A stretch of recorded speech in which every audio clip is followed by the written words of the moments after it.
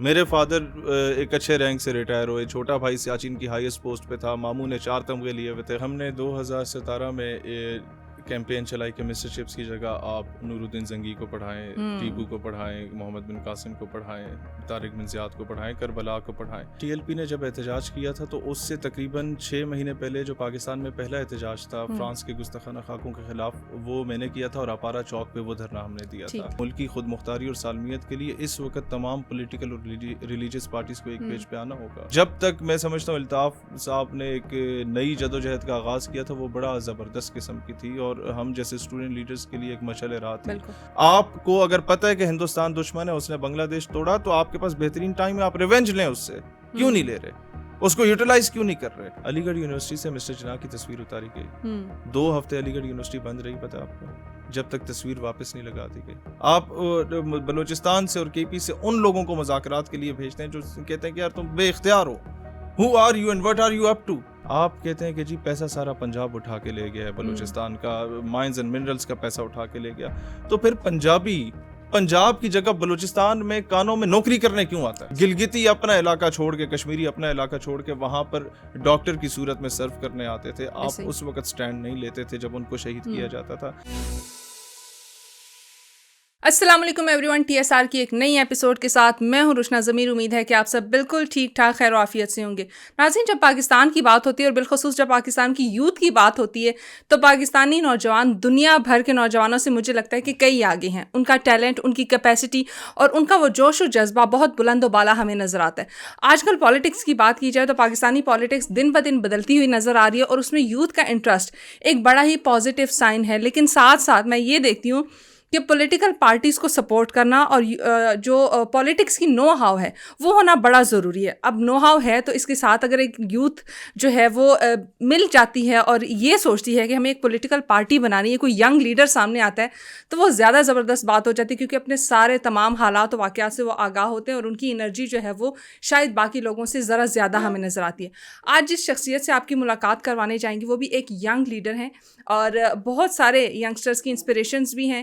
بہت سارے ینگ لوگ جو ہیں وہ ان کے پاس جاتے ہیں اور ان سے سیکھنے کو ان کو بہت کچھ ملتا ہے. دو یہ بہت ینگ ہیں لیکن تجربے میں بولوں گی کہ بہت زیادہ، ان کی عمر بہت زیادہ ہوگی. یہ ایک اچھا کمبینیشن ہوگا ان کے لیے. پاکستان نظریاتی پارٹی کے چیئرمین ہیں، اب تک گیس کر چکے ہوں گے آپ. ہمارے ساتھ آج موجود ہیں شہیر سیالوی صاحب. سر بہت شکریہ ہمیں وقت دینے کے لیے. کیسے ہیں آپ؟ بہت شکریہ، اللہ کا بہت کرم، الحمدللہ. سب سے پہلے تھوڑا سا ایک روایتی سوال پوچھوں گی اور اس میں بہت سارے لوگوں کی شاید آپ کو تنقید بھی ملتی ہوگی، بہت سارے لوگوں کی اپریسیشن بھی ملتی ہوں گی. کہتے ہیں کہ شہیر سیالوی جو ہیں انہوں نے جو پولیٹیکل پارٹی بنائی اس کے پیچھے بڑا کوئی بیک اپ موجود ہے. ان کے ابا جو ہے وہ ایک آرمی آفیسر تھے، وہ ان کا بیک اپ ہے، ان کی وجہ سے انہوں نے بنائی. کچھ لوگ اور اپنی ایزمپشنز لے کے آتے ہیں، لیکن آپ کے ذہن میں کیسے ایک پولیٹیکل پارٹی بنانے کا خیال آیا؟ دیکھیں، یہ بات تو اکثر لوگوں نے کی. ٹھیک، خیال کہاں سے ہے اس کی طرف میں بعد میں آؤں گا. پہلے ٹو دا پوائنٹ اس کا میں آپ کو آنسر کر لوں. پاکستان میں دیر آر 3 جنرل آفیسرز جن کو میں جانتا ہوں جنہوں نے اپنی پولیٹیکل پارٹیز بنائی.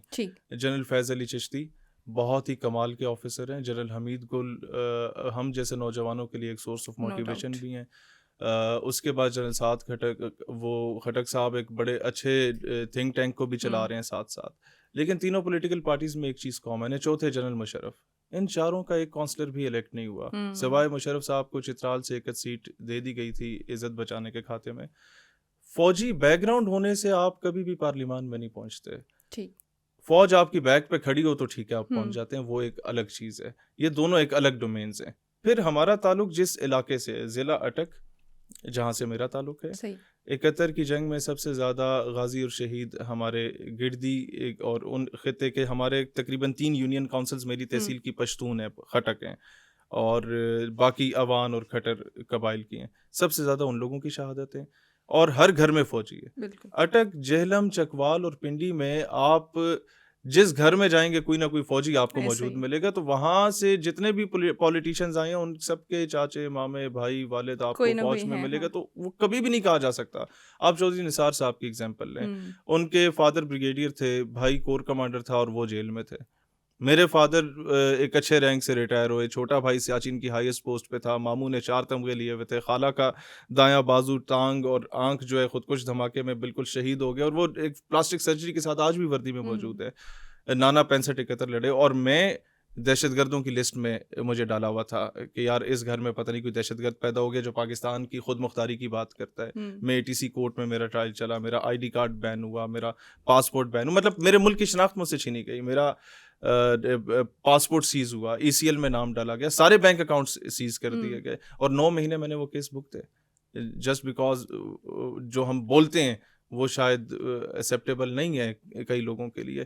تو بیک گراؤنڈ ہونا میرے نزدیک میں سمجھتا ہوں یہ تو قابل فخر بات ہے کہ انہوں نے بارڈر پہ سرو کیا میری ریاست کو, اور میں اس وہ جغرافیکل باؤنڈریز کا دفاع کر رہے ہیں اور میں نظریاتی باؤنڈریز کا دفاع کر رہا ہوں.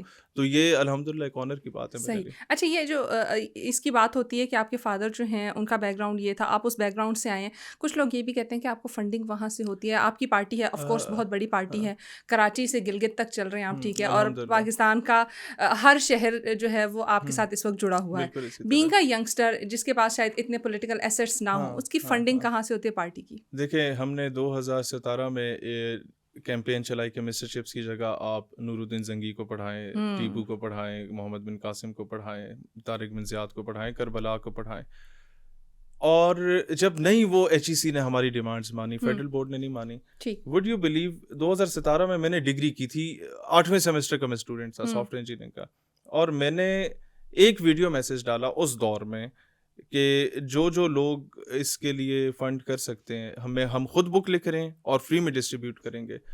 70,000 کاپیز اس بک کی پرنٹ ہوئیں اور مفت میں تقسیم کی گئیں یونیورسٹیز میں, جس میں ان سارے ٹاپکس کو انکلوڈ کر کے اقبالیات سے ریلیٹ کیا گیا. اور پیسہ دینے والے کون تھے؟ دبئی میں وہ ٹرالے چلانے والے, سعودیہ میں ہوٹلوں پہ کام کرنے والے, سرائکی اور پشتونوں کی اکثریت تھی جن لوگوں نے کیا. اور یہی ہمارا آپ سمجھیں کہ جو یہاں پاکستان میں لوگ ہمارے لیے کام کر رہے ہیں, ان کے بھائی چاچا ماموں جو اوورسیز ہیں وہ کرتے ہیں, یا جن علاقوں میں ہم جاتے ہیں وہاں کے تاجر کرتے ہیں, لوگ کرتے ہیں. جی, میں نے کئی ایسے لوگوں کو بھی دیکھا ہے, مطلب وہ سرکاری ملازم ہوں گے, وہ 4-5 ہزار روپے دے جاتے ہیں ہمارے دھرنوں میں, احتجاجوں میں, جلسوں میں کہ یار ہماری طرف سے مائیں دے جاتی ہیں. مطلب میں آپ کو ایک بڑے مزے کی بات بتاؤں, ہم پہلے سمجھتے تھے اسلام آباد کی جو لاٹ ہے بڑی ممی ڈیڈی قسم کی لاٹ ہے, لیکن مجھے افسوس ہوتا ہے کہ میں غلط تھا. میں نے جب 2018 اور 20 میں 2 دھرنے دیے بلاسفیمس کیریکیچرز کے اگینسٹ, تو اس وقت جب ہم لوگ بیٹھ گئے, ہمارے اوپر شیلنگ ہوئی, سارا کچھ ہوا, ہم نے کہا جی اب تو ٹھنڈ بہت ہے تو لوگ بسترے بھیجیں, رضائیاں بھیجیں, کھانا پینا بھیجیں. تو وڈ یو بلیو کہ اسلام آباد کی ماؤں نے اپنے بچوں کو بھیجا تھا, کھانے گھروں سے تیار کر کے بھیجا تھا کہ اس کاز کے لیے ہم آپ کے ساتھ کھڑے ہیں. تو میں سمجھتا ہوں کہ آپ کا جو ظاہری چال چلن ہے, آپ کا جو لباس ہے, وہ آج کے دور میں نہیں یہ ڈیسائیڈ کر سکتا کہ آپ کے دل میں اپنے ملک سے کتنی محبت ہے. میں سمجھتا ہوں کہ جتنا ویسٹرن کلچر ترکوں کا ہے, اور جو کام ارطغرل غازی کے ڈرامے سے انہوں نے لے لیا, اللہ تعالیٰ نے ان سے لے لیا, میرا خیال ہے کہ عرب و عجم کے مسلمان نہیں کر پائے وہ کام جو 40 زبانوں میں ٹرانسلیٹ ہو گیا. اور اس نے ہمیں قابل فخر تاریخ سے متعارف کرایا. ہمیں نہیں پتا تھا کہ ہمارے آباء و اجداد اتنے کمال کے لوگ ہوا کرتے تھے. ہم تو شیکسپیئر اور مسٹر چپ سے باہر ہی کبھی نہیں نکلے تھے, سنڈریلا سے باہر ہی کبھی نہیں نکلے تھے. ہمیں بہت ہو گیا تو پرتھوی راج چوہان کے بچپن میں ڈرامے دیکھا کرتے تھے. ہمیں بعد میں پتہ چلا کہ ارطغرل بھی کوئی تھا, عثمان غازی بھی کوئی تھا, سلطان عبدالحمید کی ایک زبردست قسم کی تاریخ تھی. تو یہ کام اللہ تعالیٰ جس سے لینا چاہے وہ لے سکتا ہے. تو لوگ کرتے ہیں, جب آپ نظریے کی جدوجہد کرتے ہیں, لوگ آپ کو ووٹ بھی دیتے ہیں, نوٹ بھی دیتے ہیں, لوگ دن رات آپ کے لیے کرتے ہیں کیونکہ آپ ان کی جنگ لڑ رہے ہیں, ان کے آنے والی نسلوں کی جنگ لڑ رہے ہیں. تو funding is not an issue, اتنا بڑا یعنی عام لوگ آپ کو فنڈ کرتے ہیں جو آپ کے نظریے کو سپورٹ کرتے ہیں. مطلب میں شاید شیخ رشید صاحب کے بعد واحد ایسا سیاستدان ہوں گا جس نے کبھی آج تک میڈیا کو پیسہ نہیں دیا, بلکہ میڈیا والے خود بلا کے اپنی جیب سے جو ہے نا وہ کھلا پلا دیتے ہیں کہ یار چلو تسی آئے ہو تو چائے پانی ساڑھی طرفوں سے. تو میں سمجھتا ہوں یہ بہت بڑی بلیسنگ ہے, ورنہ ایک نئے پولیٹیکل پارٹی کے لیے میڈیا کو مینیج کرنا بڑا مشکل ہوتا ہے. بالکل ایسے یہ گلا ہمیں ہے اسٹیبلشمنٹ سے, الیکٹرانک میڈیا پہ ہمیں کوریج نہیں ملتی.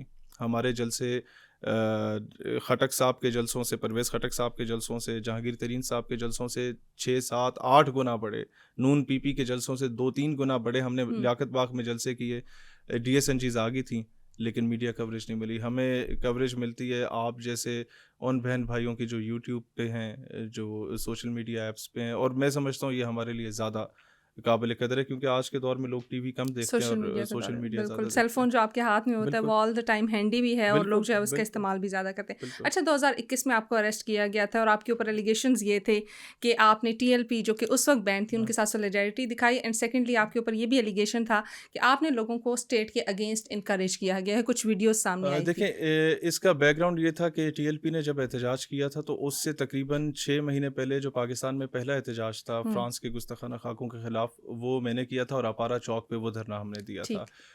We had March towards the French embassy. بعد میں وہ سارا کچھ بند تھا، آگے رستہ بند تھا، شیلنگ ہوئی، ربڑ بلیٹس ہم لوگوں پہ چلی، اسٹیٹ سے مذاکرات ہوئے، او آئی سی کا اجلاس بلایا گیا، اس پہ ہماری اسٹیٹ نے لیٹر لکھا. اسلاموفوبیا کی جو وہاں پر باتیں ہوئی وہ نور القادری صاحب نے، علی محمد خان صاحب نے، شاہ محمود قریشی صاحب نے میرے ساتھ مذاکرات جو فارن افیئرس میں ہوئے تھے منسٹری میں، اس میں وعدہ کیا تھا اور وہ اس کے منٹس آف دا میٹنگ وہاں تک پہنچے اور اس کو امپلیمنٹ کروایا. اس کے بعد جب ٹی ایل پی نکلی، دیکھیں cause is some thing that matters. میں کہتا ہوں ایک ہندو نکلتا ہے، ایک سکھ نکلتا ہے، ایک کرسچن نکلتا ہے، اگر وہ بات کرتا ہے ناموس رسالت کی، یا وہ بات کرتا ہے حضرت عیسیٰ علیہ السلام کے دفاع کی، ان کی ناموس اور حرمت کے دفاع کی، حضرت داؤد علیہ السلام کی ناموس کی دفاع کی، تو میں تو اس کے بھی جوتے سیدھے کرنے کو تیار ہوں. اس میں مولانا فضل الرحمان نکلے، بلاول بھٹو نکلے، ٹی ایل پی نکلے، کوئی بھی نکلے، ہم اس کاز کو دیکھتے ہیں. اس وقت ہم پولیٹیکل پارٹیز کو اور اسکول آف تھاٹ کو نہیں دیکھتے. اور یہ ایک یونیک چیز ہے آج کے نوجوان میں. ہم لوگوں نے کیوں پہلے لیڈ کیا، جماعت اسلامی یا ٹی ایل پی یا جے یو آئی سے پہلے کیوں نکلے؟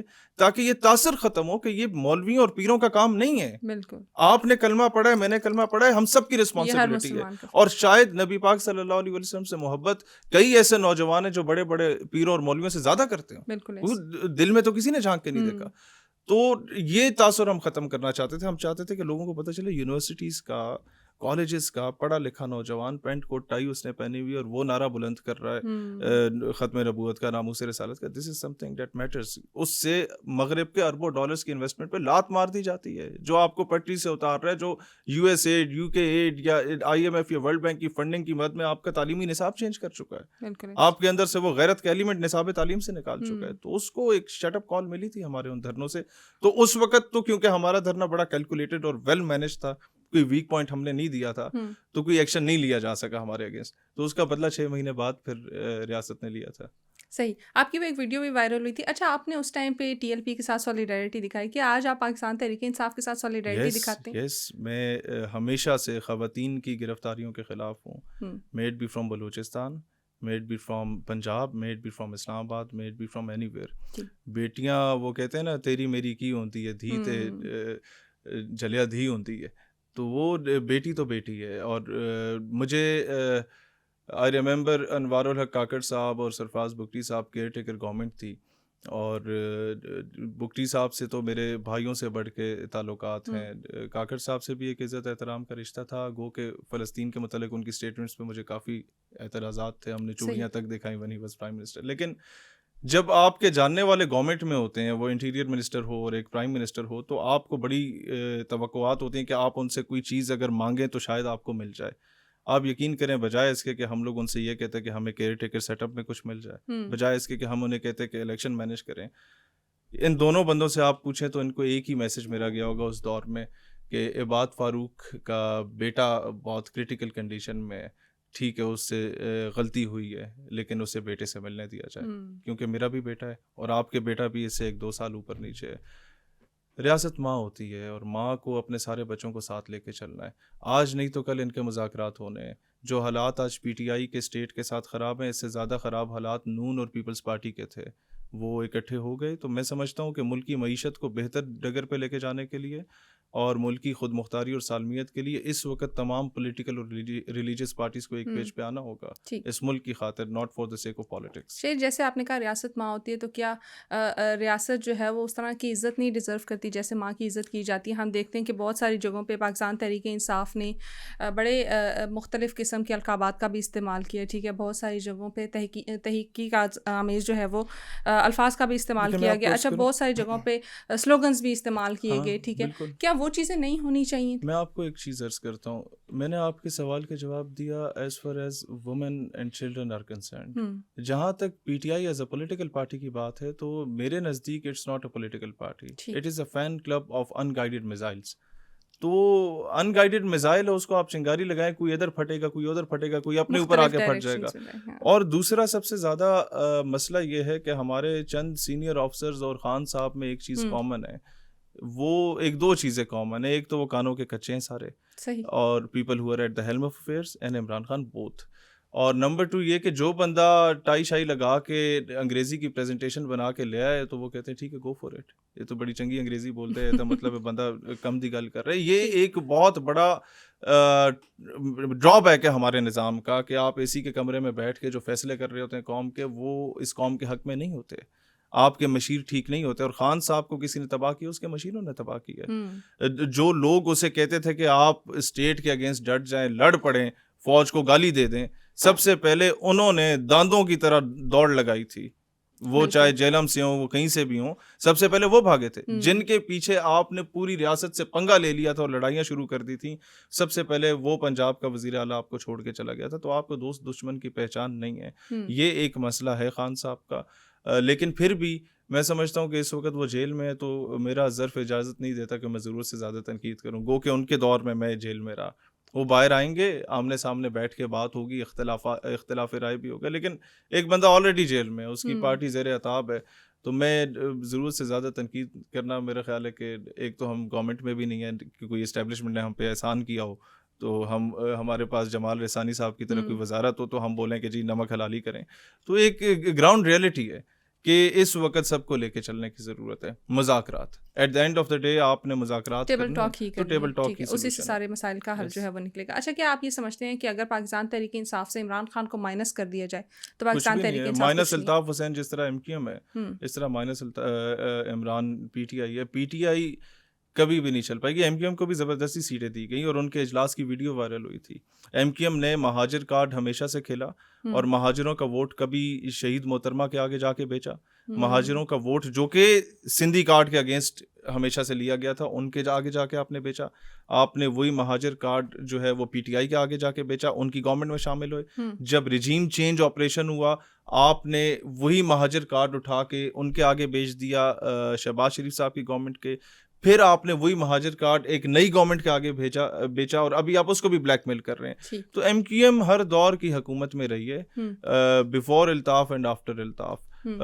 جب تک میں سمجھتا ہوں الطاف صاحب نے ایک نئی جدوجہد کا آغاز کیا تھا, وہ بڑا زبردست قسم کی تھی اور ہم جیسے اسٹوڈنٹ لیڈرز کے لیے ایک مشعل راہ تھی. لیکن اب وہ کسی اور کے ہاتھوں میں کھیل رہے ہیں, اور میں اس میں بھی غلطی صرف الطاف حسین کی نہیں سمجھتا. وہ تو ٹھیک ہے اب سٹا گیا ہے, لیکن انفارچونیٹلی غلطی ہینڈلرز کی بھی ہے. آپ ایک بچے کو پالتے پوستے بڑا کرتے ہیں اور لات مار کے گھر سے نکال دیتے ہیں, اور پڑوسی آپ کا دشمن ہے, تو پڑوسی پناہ دے گا تو وہ پڑوسی کی زبان بولے گا. آج وہ بول رہے پڑوسی کی زبان, آج اسے نہیں پتا میں کیا بول رہا ہوں. تو میں سمجھتا ہوں اپنے لوگوں کو بڑے طریقے سے مینیج کرنے کی ضرورت ہے. الطاف حسین ضائع کر دیا, G M Syed one of the founding members of Pakistan ضائع کر دیا, Akbar Bugti one of the founding members of Pakistan ضائع کر دیا. اس کے علاوہ کئی ایسے بڑے بڑے نام ہیں جو مطلب اس ملک کے بانیوں میں سے شمار ہوتے تھے, جن کے باپ دادا اس ملک کے بانی تھے, آج ناراض ہیں. خان آف کلات کے دادا کی آپ ایگزامپل لے لیں. بڑے طریقے سے مینیج کیا جا سکتا تھا چیزوں کو. Stage in time saves nine, but unfortunately بڑے بڑے عہدوں پہ بونے بیٹھے ہوئے ہیں ہمارے پالیٹکس میں, جو مذاکرات سے زیادہ آشرواد پہ بلیو کرتے ہیں. ٹھیک, آپ نے ناراض لوگوں کی بات کی, اس کی طرف بھی آنا چاہوں گی, لیکن اس سے پہلے آپ نے کارڈز کی بات کی کہ مختلف کارڈز کھیلے جاتے ہیں. آپ کے اوپر بھی ایک ایلیگیشن لگتی ہے اور وہ یہ کہا جاتا ہے کہ آپ عورت کارڈ کھیلتے ہیں, یا پھر آپ عورت مارچ میں جو ہے وہ چند خواتین ہیں جن کو آپ سپورٹ کرتے ہیں, لیکن دوسری جانب اگر ایک جانب آپ عافیہ صدیقی کو سپورٹ کرتے ہیں تو اگینسٹ ہم نکلے. بالکل اسی کے آ رہی ہوں کہ آپ اس میں اگینسٹ جاتے ہیں لوگوں کے. ایک طرف آپ کہتے ہیں کہ عافیہ صدیقی اس ملک کی بہن بیٹی جس نے اس ملک کے لیے سرو کیا, نو ڈاؤٹ ہم سب کے لیے قابل احترام بھی ہیں, اور پاکستان کے ہر بچے بڑے کو ان سے محبت بھی ہے, اور ان کے ساتھ وہ ایک یکجہتی بھی ہم شو کرتے ہیں. ایک طرف آپ ان کو سپورٹ کرتے ہیں, دوسری جانب آپ کے اوپر یہ بھی بولا جاتا ہے کہ جب ماہرنگ کی بات آتی ہے, وہ بھی اس ملک کی بیٹی ہے, اسی ملک کی بہن ہے اور اسی ملک کی عزت, آپ اس کے لیے بات نہیں کرتے, اس کے لیے اس طرح سے آواز نہیں اٹھاتے. ماہرنگ بلوچ جب یہاں دھرنا لے کے آئیں تو اس کے دوسرے دن ہی ظفر اللہ مری ہمارے ترجمان بلوچستان ہماری پارٹی کے اپنے وفد کے ساتھ وہاں گئے, ان سے اظہار یکجہتی کیا. میں نے کہا ایسے کام نہیں چلے گا. ہم اس وقت گاؤں میں تھے, کیمپین کر رہے تھے. تیسرے دن عمران سائر خان ہمارے مرکزی مشیر اطلاعات ہیں پارٹی کے, میں نے انہیں کہا کہ مرکز کا ڈیلیگیشن لے کے جاؤ اور جا کے انہیں بتاؤ کہ پنجاب پاکستان پورے کا KP کا جو نوجوان ہے اس کی سمپتیز آپ کے ساتھ ہیں. ہم ان کے ساتھ کھڑے تھے, ہم ظلم جبر کے اگینسٹ, جبری گمشدگیوں کے اگینسٹ ان کے ساتھ ہیں, لیکن ہم ان سے ایک ڈیمانڈ یہ کرتے ہیں کہ اگر ہم آپ کے ساتھ کھڑے ہوئے, ڈیرہ غازی خان سے لے کے اسلام آباد تک آپ کا استقبال ہوا, آپ کہتے ہیں جی پولیس نے ہمارے اوپر جناب پانی پھینکا, تو پولیس نے کس کے اوپر پھول پھینکے؟ پولیس نے ہمارے اوپر پھول پھینکے تھے. پولیس تو اس کا کام ہے کہ جو آئے اسے ڈنڈے سوٹے سے استقبال کرو, وہ تو روایت چلی آ رہی ہے 75 سالوں سے. لیکن سوال یہ ہے, اس وقت وزیر اعظم بلوچستان کا تھا, وزیر داخلہ بلوچستان کا تھا, چیئرمین سینٹ, وزیر اعظم چیئرمین سینٹ بلوچستان کا تھا, اسپیکر قومی اسمبلی بلوچستان کا تھا, chief justice of Pakistan Balochistan کا تھا. کیا انہوں نے آپ کو حقوق نہیں دیے؟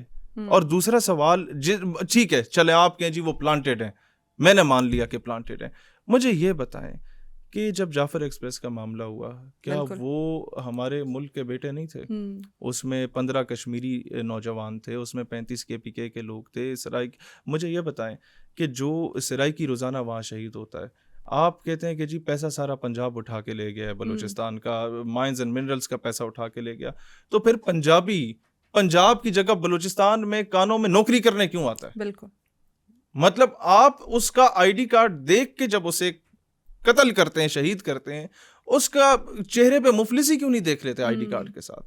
اور اس کو قتل کرتے وقت آپ ایک مرتبہ کم از کم اپنے نوابوں, وڈیروں, جاگیرداروں کا تو ID کارڈ چیک کر لیں کہ جو آج تو آپ کے نام پہ سیاست کریں گے. میں ان کا بڑا احترام کرتا ہوں, لیکن وہ خود بھی 5 سال وزیر اعلیٰ رہے, ان کے بزرگ بھی وزراء اعلیٰ رہے, ان کے کزنز بھی وزراء اعلیٰ رہے. انہوں نے کیا کیا بلوچستان کے لیے؟ تب جبری گمشدگیوں کے اگینسٹ آپ لوگوں نے کیا رول پلے کیا؟ آپ آج مینگل صاحب سے سوال کریں, میں آج بھی ان کو وہی احترام دوں گا جو کہ ایک سینئر پولیٹیشین کو دینا چاہیے, لیکن اختلاف رائے ایک عاجزانہ سا میرا حق بنتا ہے کہ آپ عمران خان کی گورنمنٹ میں بھی تھے, آپ اس کی حکومت گرانے میں بھی شامل تھے, آپ اگلی حکومت میں بھی تھے, آپ PDM میں بھی تھے, آپ یہ PDM 2 کا بھی حصہ ہیں. مجھے یہ بتا دیں کہ آپ نے اس سارے میں رول پلے کیا کیا تھا؟ اس سے پہلے جب آپ لوگ گورنمنٹس میں رہے, آپ لوگوں نے اپنے ضلع میں کیا ترقیاتی کام کیے؟ جب وہاں پر پنجابی اور پشتون پروفیسرز کو شہید کیا جا رہا تھا, آپ کیوں نہیں سٹینڈ لے رہے تھے؟ جب وہاں پر سندھیوں کا قتل عام ہو رہا تھا, شہید کیا جا رہا تھا, آپ کیوں نہیں سٹینڈ لے رہے تھے؟ گلگتی اپنا علاقہ چھوڑ کے, کشمیری اپنا علاقہ چھوڑ کے وہاں پر ڈاکٹر کی صورت میں سرو کرنے آتے تھے, آپ اس وقت سٹینڈ نہیں لیتے تھے جب ان کو شہید کیا جاتا تھا. بلوچستان میری بہن, سارا جو معاملہ ہے وہ کزن پالیٹکس ہے. آپ آج کسی سے آشیرواد لے کے MNA الیکٹ ہو جاتی ہیں, آپ کے کزن کو اگلی بار بنا لیا جاتا ہے تو آپ ناراض بلوچ بن کے پہاڑوں پہ چڑھ جاتی ہیں. مجھے یہ بتا دیں, مینگل صاحب کا بھائی لشکر بلوچستان چلا رہا ہے, ایک بھائی پارلیمانی سیاست, ایک بھائی جو ہے وہ کر رہا ہے قتل عام کر رہے لوگوں کا, انہی کا بردر ان لا حرب یار مری ہے. مجھے یہ بتا دیں, 3 بھائی ہیں, بڑا بھائی چنگیز مری ہے, وہ الیکشن جیت جاتا ہے, اس سے چھوٹا بھائی جو ہے وہ حرب یار مری ہے, وہ جناب باہر بیٹھ کے وہ چلا رہا ہے اپنا بلوچستان لبریشن آرمی, وہ انہی کے بندوں کو شہید کر رہا ہے. ایک کہتا ہے میں وزیر اعلیٰ بنوں گا اور ایک کہتا ہے کہ میں بلوچستان کو توڑوں گا. اور تیسرا بھائی وہ اپنے بڑے بھائی سے الیکشن ہارا ہوا ہوتا ہے, غزین ہے یا کیا نام ہے اس کا, اور وہ ناراض بلوچ ہو جاتا ہے کیونکہ میں الیکشن ہار گیا ہوں, میرے ساتھ ریاست نے کون سی ریاست نے زیادتی کی ہے؟ تمہارا اپنے بھائی ہے جو جیتا ہے, تمہیں جتا دیتے تو وہ بڑا ناراض ہو جاتا.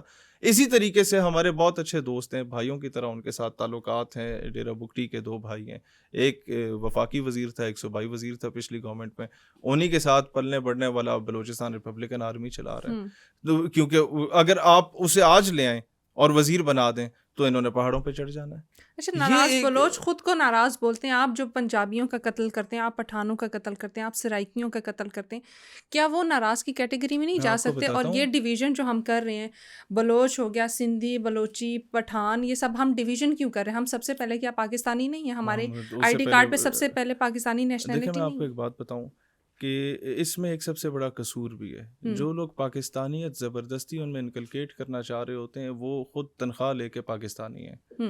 میں نہیں سمجھتا کہ وہ کوئی ضرورت سے زیادہ وہ کوئی محب وطن ہے. اس حد تک ڈنڈے سے کوئی محب وطن نہیں بنتا, آپ کے اخلاق اور کردار سے محب وطن بنتا ہے. دیکھیں, ہمیں دونوں سائڈس پہ دیکھنا ہے. وہ تو بلیک میلر ہیں, they are bloody black mailers, جو ریاست کے اگینسٹ ہتھیار اٹھا رہے ہیں, اس سے تو مذاکرات نہیں بنتے, اس کو تو گولی مارو, چاہے وہ پنجابی یا سندھی یا بلوچ, ڈزنٹ میٹرز. لیکن مسئلہ یہ ہے کہ اب پھر میں نام لوں گا, کل کو ان لوگوں کو فیس کرنا پڑتا ہے آل پارٹیز کانفرنس میں, پھر بندہ خود شرمندہ ہوتا ہے. لیکن میں انڈائریکٹلی آپ کو بتا رہا ہوں کہ ہم سے بہت زیادہ چیزیں مس مینیج ہوئی ہیں. ہم لوگوں نے اپنے پاؤں پہ کلہاڑیاں خود ماری ہیں. آپ سے بلوچستان مینیج نہیں ہو رہا تھا. آپ سمجھتے ہیں کہ اس کے پیچھے انڈیا ہے, جو کہ ہے. آپ نے کشمیر ڈیسک کافی عرصے سے بند کیا ہوا تھا, ابھی جا کے تھوڑا بہت ہل جل ہوئی ہے, ٹاکی شاکی ماری ہے ان کے کوئی 25-30 فوجیوں کو آپ نے ان کے مقام پہ پہنچا دی ہے. یہ بہت پہلے شروع ہو جانا چاہیے تھا. آپ کا تلنگانہ کا کام پہلے سے شروع ہو جانا چاہیے تھا. جوناگڑھ, حیدرآباد, دکن جو کہ پاکستان کا حصہ تھے, ہمیں نہیں ملے, آج بھی ہندوستان کے قبضے میں, اس پہ کام پہلے سے شروع ہو جانا چاہیے تھا. آپ کا فیلئر ہے کہ اگر 2-2.5 سال ہندوستان کا کسان سڑک پہ نکلا ہوا ہے, آپ اس کے 4 خالستان کے پرچم نہیں پکڑا سکے, حالانکہ وہ اینٹی انڈین تھا, اندر سے اینٹی انڈین تھا. آپ کا فیلئر ہے کہ وقف بل آج ہندوستان میں پاس ہو گیا, اکبر الدین اویسی, اسد الدین اویسی پارلیمان میں بیٹھ کے رو رہے ہیں, آپ اظہار یکجہتی نہیں کر سکے. آپ کی پریورٹی نہیں ہے. آپ کی پریورٹی ہے اپوزیشن کو کس طریقے سے نکیل ڈالنا ہے. وہ بہت چھوٹی چیز ہے. اس وقت ریاست کو بچانا ہے. آپ کو اگر پتہ ہے کہ ہندوستان دشمن ہے, اس نے بنگلہ دیش توڑا, تو آپ کے پاس بہترین ٹائم ہے, آپ ریونج لیں اس سے. کیوں نہیں لے رہے, اس کو یوٹیلائز کیوں نہیں کر رہے؟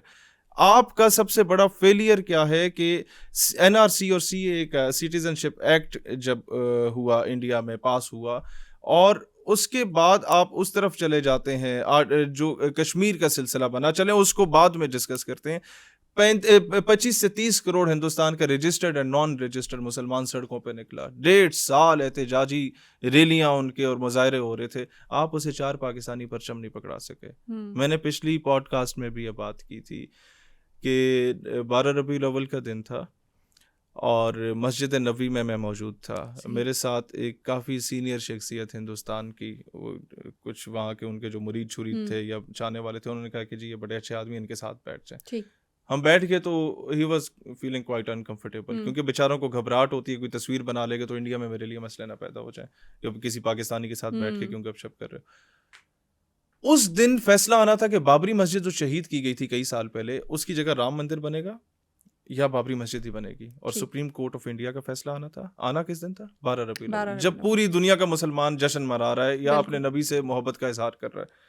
اب مسجد نبوی میں میجورٹی اس وقت پاکستانی, انڈین, بنگالیوں کی تھی. کچھ ملیشین, انڈونیشین اور ترکس بھی ہوتے ہیں, زیادہ بر صغیر کے لوگ ہوتے ہیں, اردو اسپیکنگ.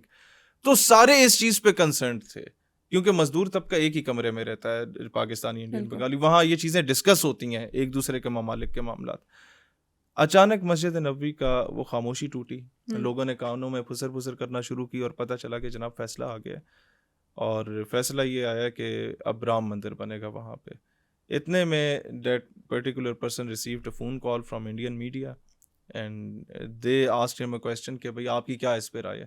اس نے کہا جی آنریبل کورٹ کا ڈیسیجن ہے, میں کیا کر سکتا ہوں. انہوں نے کہا آپ احتجاج نہیں کریں گے. اس نے کہا جی ہم پہلے بھی کرتے رہے ہیں, اب نہیں کریں گے. اچھا, مجھے اس پہ غصہ ہے کہ یار یہ جس عہدے پہ ہے, جس پوسٹ پہ ہے, تو یہ کیوں نہیں بول رہا. میں نے کہا فون بند کرے نا, ایک تو یہ پہلے اتنی گپ بھی نہیں لگا رہا تھا, وہ بھی بدلا لیں گے, یہ بھی لیں گے, اور ساتھ ذہن میں یہ بھی تھا کہ یار مسجد نبوی میں بیٹھے ہوئے ادب کا بھی تقاضا ہے. خیر فون رکھا اس نے کہا جی میں کچھ نہیں کر سکتا. اب فون رکھا اس سے پہلے کہ میں اس سے کچھ کرتا. جس طرح ٹیبل پہ بچے اسکول میں سر رکھ کے روتے تھے نا, ٹیچر ڈانٹے تو, اسی طرح ہاتھ نیچے کر کے اپنی کونی کے اوپر ہاتھ وہ سر رکھ کے, تو ہی اسٹارٹڈ کرائنگ. میں نے ہاتھ رکھا کمر پہ, میں نے کہا جی کیا آپ کیوں نہیں بولے. ہی سیٹ کہ تم کیا چاہتے ہو کہ میں انڈیا پہنچوں سے پہلے میرے گھر کو, بیوی بچوں کو جلا دیا جائے. بالکل. اور پھر وہ پھٹ چکا, مطلب اس نے پھر مجھے نہیں بولنے دیا. اس نے کہا کہ تم لوگ بڑے بغیرت لوگ ہو, تم جو پاکستانی ہو, تم لوگ کشمیر سے آگے جاتے ہی نہیں ہو, اور وہ بھی just for the sake of politics. تم لوگوں نے ہم مسلمانوں کی آواز نہیں بلند کی. تم لوگ صرف میڈیا پہ دیکھ لیتے ہو کہ وہ طارق فتح ٹائپ کے 2 نمبر لوگ بول رہے ہوتے ہیں پرو انڈین سٹینس کا, اور آپ سمجھتے ہو ہندوستان کا مسلمان جو ہے وہ پرو انڈیا ہے. ہم بے شک ہندوستانی ہیں, لیکن ہمارے دل آپ کے ساتھ دھڑکتے ہیں. یہاں تک اس کے الفاظ تھے کہ ممبئی اور لکھنؤ میں جب پاکستان انڈیا سے میچ جیتتا ہے تو نہ صرف سری نگر, ممبئی اور لکھنؤ میں بھی رات کو 3 بجے بچے جو ہیں وہ گلیوں میں نکل کے پٹاخے چھڑا کے بھاگ جاتے ہیں. بالکل ایسے بہت ساری جگہوں پہ سوسائٹیز کے نام لکھے گئے ہیں کہ یہ چھوٹا پاکستان, ان کی محبت اتنی زیادہ, تو ڈیفینیٹلی ہمیں اس کے اوپر بھی ورک آؤٹ کرنی چاہیے. علی گڑھ یونیورسٹی سے مسٹر جناح کی تصویر اتاری گئی, 2 ہفتے علی گڑھ یونیورسٹی بند رہی, پتہ آپ کو, جب تک تصویر واپس نہیں لگا دی گئی. تو جو ہمارا فرض بنتا ہے ہندوستان کے مسلمان کو آن بورڈ لینا, وہ ہم نہیں کر رہے, وہ ہمیں کرنا چاہیے. یعنی چیزیں جو ہے ڈیفینیٹلی جب وہ انٹرفیئرنس کر رہے ہیں تو لوگوں وائی کو ناٹ امیدیں یو. آپ سے بہت امیدیں ہیں. پاکستان کے حکمرانوں کو پتہ ہی نہیں ہے کتنا عظیم ملک ہے, اس کی قدر و قیمت کا ہی نہیں پتا کہ جو ملک جرمنی کو قرضے دیتا تھا, جس نے 2 سپر پاورز کو روند کے افغانستان سے واپس بھیجا تھا. آپ آذربائیجان میں جائیں تو اس کی ہر بلڈنگ پہ ترکیہ, آذری اور پاکستانی پرچم موجود ہے. کیوں ہیں وہ ہم سے اکنامکلی بہتر ہیں, کچھ کیا تھا ہم نے.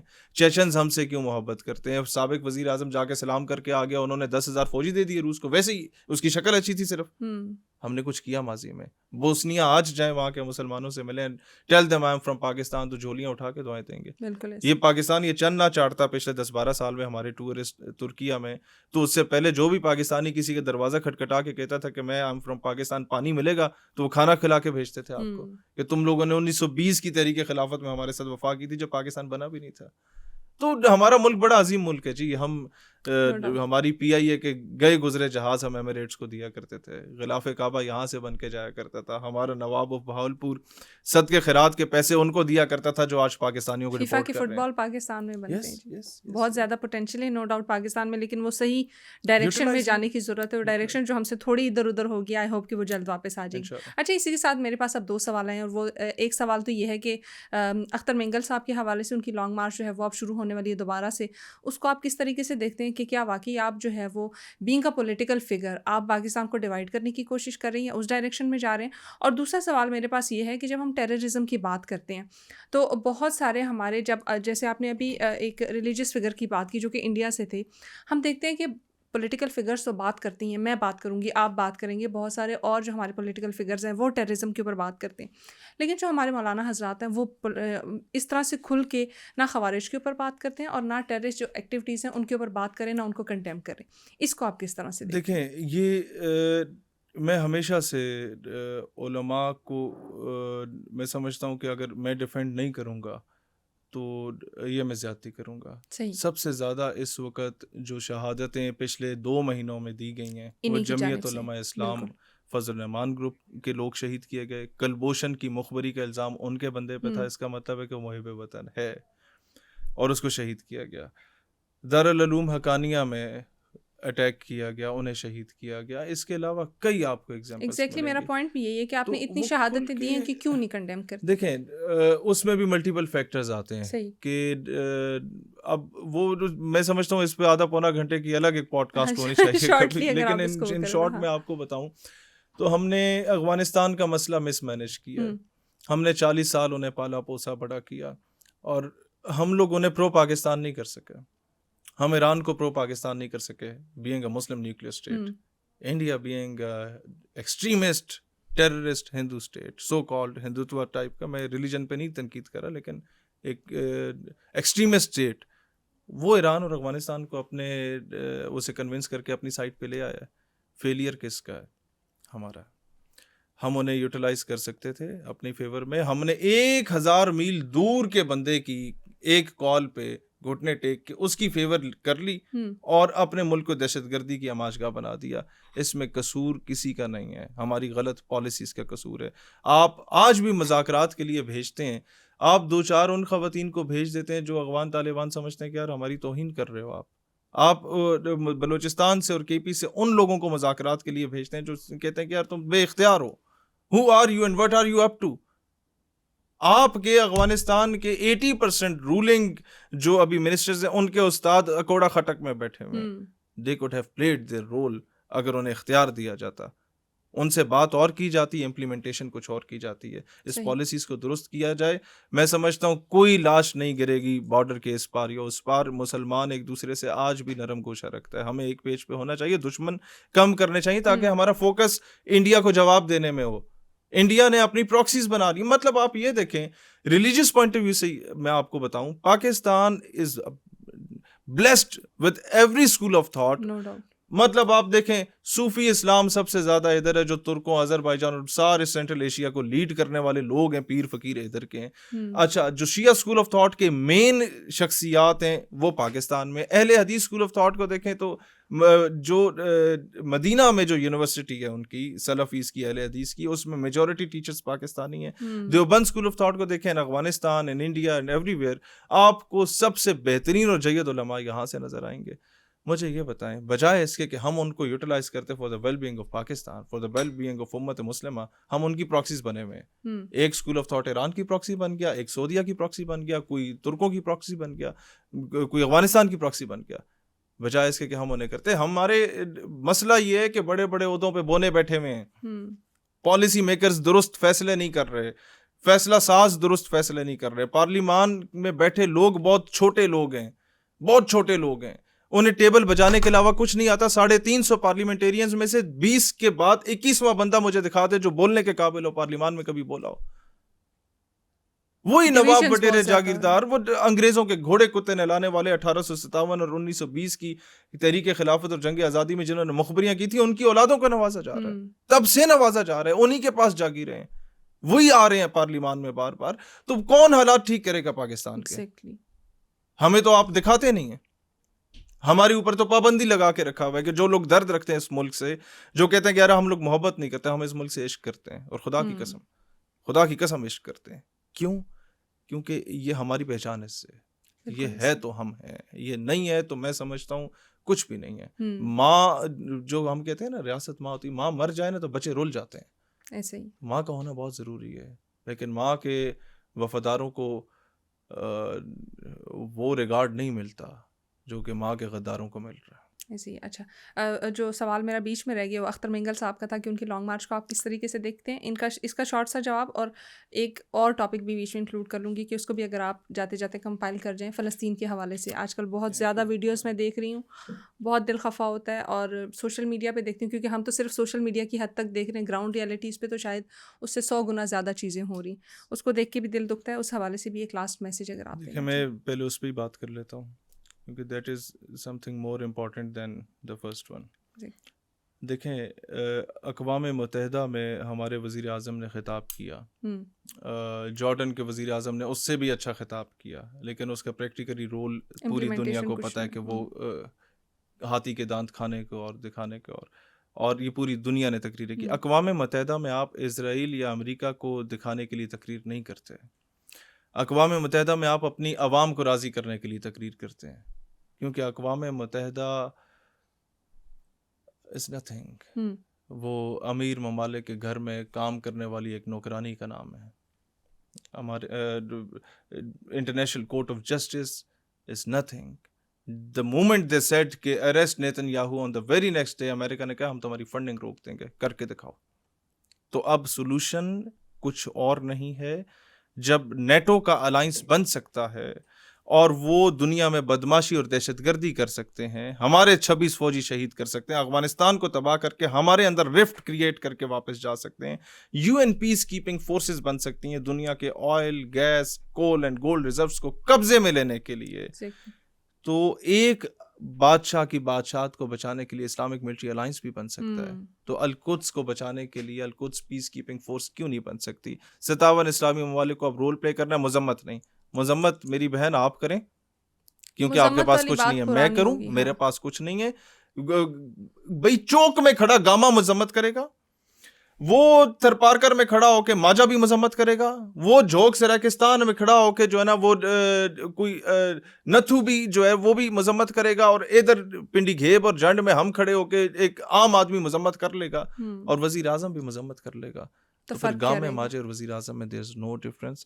پریکٹیکل امپلیمنٹیشن کی ضرورت ہے. Coming towards the first part of your question, میں سمجھتا ہوں کہ یہ جب سے منظور پشتین اور مارنگ بلوچ آئے ہیں، چکزئی صاحب کی سیاست منظور پشتین کی وجہ سے، ایمل ولی خان صاحب کی سیاست منظور پشتین کی وجہ سے، اور پی ٹی آئی کی سیاست ختم ہو چکی ہے. The moment he would create his own political party، تو وہاں کی پشتون بیلٹ بلوچستان کی اور کے پی کے میں ایک کلین سویپ کریں گے.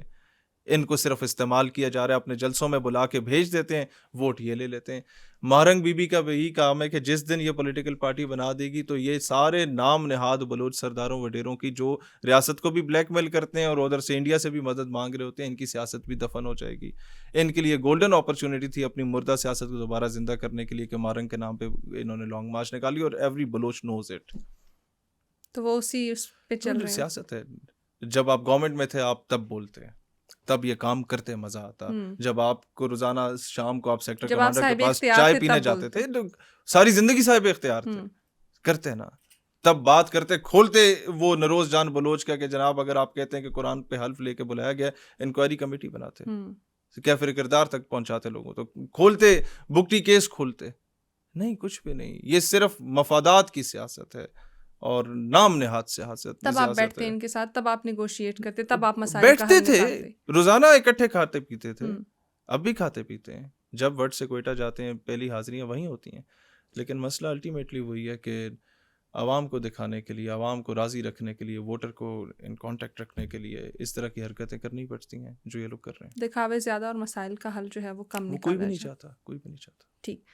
ہماری دعا یہ ہے کہ پاکستان جو ہے وہ جڑا رہے, چاہے وہ بلوچستان ہے, چاہے خیبر پختونخوا ہے, سندھ ہے, کوئی بھی علاقہ ہے پاکستان کو, وہ تمام تر جو ہے وہ پاکستان اسی طریقے سے جڑا رہے جیسے جو ہے وہ پہلے تھا. تھینک یو سو مچ ہمیں وقت دینے کے لیے. لیکن کلوزنگ میں اس پہ کرنا چاہوں گی کہ آپ ہمیں موجودہ حالات کے حوالے سے یا کسی بھی حوالے سے ایک شعر اگر سنائیں تو. میں نے ایک نظم لکھی تھی, وہ مجھے پہلے پتا ہوتا تو میں نکال لیتا, لیکن کچھ اشعار یاد ہیں. ضرور.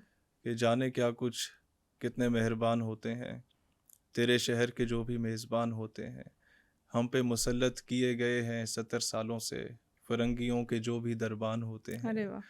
ملت فروشی کر کے فرنگی بنڈی میں تبھی جا کے مستحق نوبل انعام ہوتے ہیں. رات جن کی شراب و کباب میں گزرتی ہے وہ صبح صادق ہمارے حکمران ہوتے ہیں. کیا بات. تیرے الفاظ جو گونجے صف باطل میں شہیر, کیا غضب کے وہ تیر کمان ہوتے ہیں. زبردست, بہت خوب, بہت خوب. Once again thank you so مچ شہیر سیالوی صاحب ہمیں وقت دینے کے لیے, اینڈ ہماری پوری ٹیم کی طرف سے good luck to all the ventures you are going to carry out. اور پاکستان کے لیے دعا ہے کہ اسی طریقے سے آپ جیسے مزید نوجوان جو ہیں وہ ابھر کے سامنے اور یہی جوش و جذبہ لے کے پاکستان کو آگے لے کے بڑھیں. ٹی ایس آر کے ساتھ جڑے رہیے, ہمیں ہمارے سوشل میڈیا پلیٹ فارمس پہ فیڈ بیک دینا بالکل نہ بھولیے گا. مجھے, میری ٹیم کو اور بالخصوص پاکستان کو دعاؤں میں یاد رکھیے گا. اللہ حافظ.